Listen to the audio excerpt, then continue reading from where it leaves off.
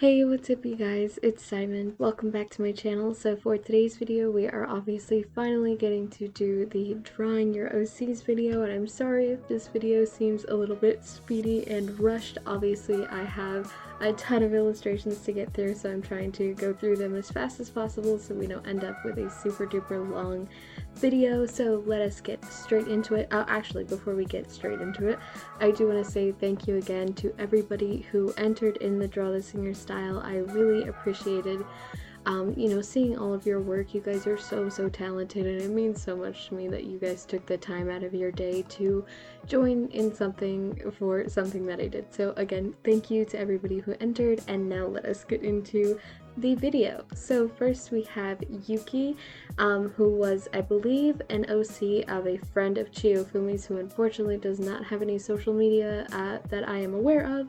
So but this is her OC, Yuki, and I thought she was super pretty, especially her eyes. I believe she said that they were like hazel, and normally I would illustrate that a little bit differently, but the way that the original artist did it with the half brown, half green was super cool to me, so I wanted to try and incorporate into my illustration as well. I was also really sad that because, these were all going to be bust shots so that I would have time to complete them in a timely manner, I wasn't going to be able to incorporate any of the little snowflake designs that she has on her, I believe it's a kimono. So I tried to incorporate that in the background with like just some little like snow thing with the Patreon, the Photoshop, what is wrong with me? Procreate brush. So yeah, overall I really like how Yuki turned out. I hope you guys do too. Okay, so the next illustration we have is the one for Sabebi, and hers is actually a portrait of herself rather than an original character of hers, and I was totally fine with doing that. I thought that would be really fun to do. So she specified that she wanted like a sort of pastel cutesy aesthetic, but also with a little bit of a trippy vibe to do. So to do that, I did like a little bit of the Decora aesthetic, I'd say, in her little heart sprinkle cheeks. You'll see that very soon. And she also wanted me to use like a little band-aid over the nose, and I love doing that. One of my favorite illustrations that is actually like the image for my Etsy shop has a little nose band-aid, so I was more than happy to do so. And then to incorporate the trippy vibe, I just did kind of like those like swirly anime eyes that kind of give me like Homestuck, what are they called? Homestuck Trickster vibes, and then like this little tie-dye sort of background. I was gonna do like a more detailed like warpy tie-dye pattern, but for some reason it just looked too busy and it wasn't coming out exactly how I wanted it to, so I ended up just going with this more circular thing, and I kind of like that better because I feel like it puts more attention onto the focus of the illustration, if that makes sense. So yeah.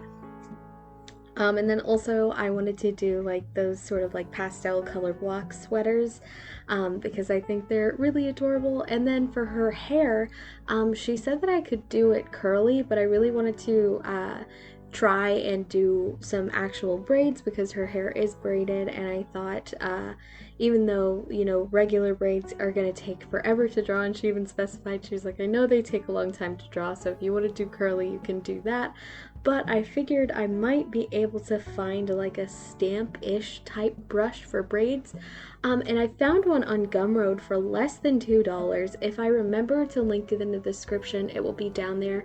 If I don't, please yell at me in the comments so that I can go and find where I purchased that brush, because again, $2 for a ton of different braid stamps, and they've been really helpful for all sorts of things. So yeah, I'm rambling, but yes, there is the illustration for Sabebi. I hope you like it, and I hope she does too. Alright, so next up we have the illustration for Carrots or Carrots. I don't know exactly how to pronounce it, I'm sorry. But this is of her OC Truffle, and she actually did specify for me to draw her as a human instead of maybe a fox. I don't know, I'm sorry if I got the species wrong, but her character is originally a furry, and she asked if I could draw her as a human, and I was more than happy to do so. She also mentioned that that while Truffle doesn't have any like sort of storyline or anything that I could talk about, she is actually the first and only OC that she's ever made, and I thought that that was super super cool, so I was really honored to get to draw her. And also she had a little bit of tidbits about her personality traits, and that was just that she is really sweet and shy, so I thought that was really cute. And I tried to draw her sort of like a little bit like upbeat, I guess, not really too shy, just because I saw in the reference photo her sticking her tongue out, and I was like, that's really cute, I want to do that. So that is what I ended up doing.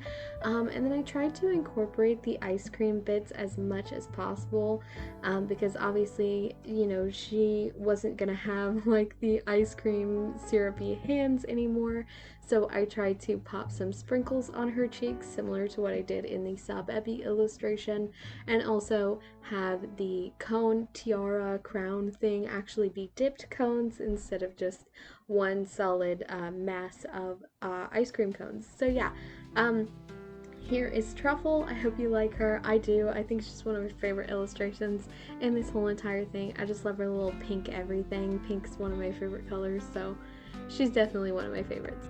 Alrighty, so moving on, the next one we have is from Emma Martin Draws of their character Sora, and Sora is literally so cute. I love Sora's whole aesthetic. Everything's like very pastel, very cutesy. I really just loved all of the colors that I got to use for Sora. I tried to pick as much from the original reference photo as possible, just because I felt like the colors that Emma used were just very pretty. I did obviously tweak them a little bit so that they were a little more saturated, just because I tend to do things a little bit more saturated. So yeah, that's what I decided to do. But yeah, she was so fun to draw. I literally loved everything about her. All of her little accessories and things were just super cute. I like drawing the bows in her hair and her glasses and her mask and the ruffles. I love drawing ruffles. I'm not the best at it, but it's definitely one of the things that I have a lot of fun with, and I actually ended up getting done with Sora very quickly, because I think like I just was literally vibing the entire time I made her. I ended up busting her out so fast because I was just having so much fun. So yeah, Sora's very cute. I hope I did her justice, and let us get into the next illustration. Alright, so the next one we have is one for actually one of my friends, which I'm super excited about. Sleeps, definitely go check out their Instagram. But this is of their character Molly, and they actually gave me two characters to choose from. I believe the other one was named Eros, but I ended up going with Molly because for a while Molly was their profile picture, and I just think everything about Molly's aesthetic is very cute and pretty, so I ended up going with her. And as for story, she actually did have some to mention. So technically, Molly's sort of like, I would say like, not quite a manager is what Sleep said, maybe like kind of an assistant manager in the way that I'm processing it, to like a crime syndicate assassin boss, which I thought was super cool. And also something that I didn't know until I was doing this video is that the reason that Molly has such low bangs is because she actually really likes playing cards, but her eyes always give away like her feelings about her hands, and so she uses her bangs to hide them, which I thought was super dope. And also there was one more thing and I'm blanking. Oh yes, she mentioned that she has a ton of stories to tell, and also that she likes a good drink. So I figured while Molly herself was really easy to draw, I was kind of struggling about the background for a little bit until I got the idea. I remembered that they mentioned her liking cards, so I was like, I can do I believe they're called the suits of like the cards as the background and do like a sort of overlay thing, and I actually really like how the background came out. I think it ended up looking super duper cool. So there is Molly. Alrighty, so the final one we have is one for another one of my friends, actually basic luminary of their OC Teapot. And as far as I know, Teapot doesn't have any relevant, or not relevant, but any known story or plot yet. They mentioned that it was just like sort of character design practice, just like a fun little sketch. And I was just obsessed with Teapot from the minute I saw her. Her little like grassy hair was just too cute to me, so I literally went insane drawing that. And then all of her little flowers I just thought were beautiful, and because her name is Teapot, I figured like she was kind of giving me like porcelain doll-ish sort of vibes, especially because, you know, she didn't have an illustrated skin tone, and I don't know if she actually does have one, but I ended up going with a kind of white. Sorry, I'm clicking my nails. I literally just did them. But yes, so she was giving me sort of porcelain doll vibes because, again, she had like some pure white skin in the sketch, and I decided to actually keep that because, you know, teapots are often also made of porcelain or some other ceramic material. So I tried to play on that with these little designs in her cheeks that she actually didn't have in the illustration, but I thought it would be fun to sort of bring in sort of like, how do I explain this, like a pattern of some sort, to make it look like it had been like painted on or something like that. So I gave her little rose freckles, and then I decided to make a border of that as well, just to, you know, really bring in the fact that this is a very plant and florally based illustration. I thought it was super cute and kind of like Victorian-y, I guess. I don't know, I'm making things up in my brain right now, but I was kind of thinking like sepia tone background because I was just getting some real vintage vibes from Teapot. So there she is. I hope you guys like her. She was probably one of my favorites to do as well, just because her design was so unique. I had a lot of fun doing all of like the little, again, like the grassy hair. It was fun to kind of experiment with how I was going to do that, and I actually found a really cool new brush, the marker in the inking section. Very interesting, very unique brush, and I had fun trying to utilize that for this illustration. So yeah, there is Teapot. Alrighty, so we are getting into the end of this video. I should be scrolling the illustrations across the screen. You guys tend to like when I do that, so I thought it would be really fun to, you know, do that more in my videos, just so that you guys can actually see the illustrations once they're finished, because I very often forget to include finished versions of the illustrations, and I usually don't post them on Instagram. Sometimes I do, but sometimes I don't.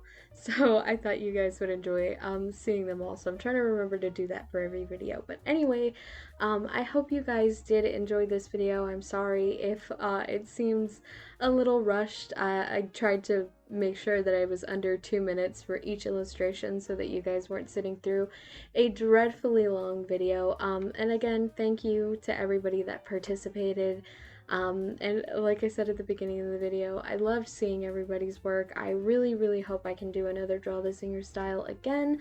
I'm planning on maybe doing one at 5K on Instagram, but I'm not 100% sure if I'm gonna actually do that yet, but maybe. So if you want to get the chance to enter another Draw the Singer style, checking out my Instagram is a great bet. That will be linked down in the description below. Another thing that will be linked down in the description below, access to my Patreon, where you can get shoutouts alongside awesome people like Duran and Elise Thompson. So thank you guys so much for continuing to support me every single month. I am looking into Patreon postcards. It is becoming more and more of an accessible, sort of plausible thing. I am thinking that I probably will not start Patreon postcards until I hit a certain goal for patrons, so probably like, I'm saying maybe like at least 5 in the $5 tier. That way I can actually afford to ship things out.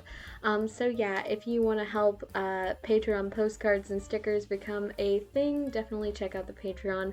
There's also already a ton of cool stuff on there, like free line art, wallpapers, bunch of stuff like that. And also, of course, again, shout outs alongside people like Duran and Elise. So thank you guys so much for watching this video.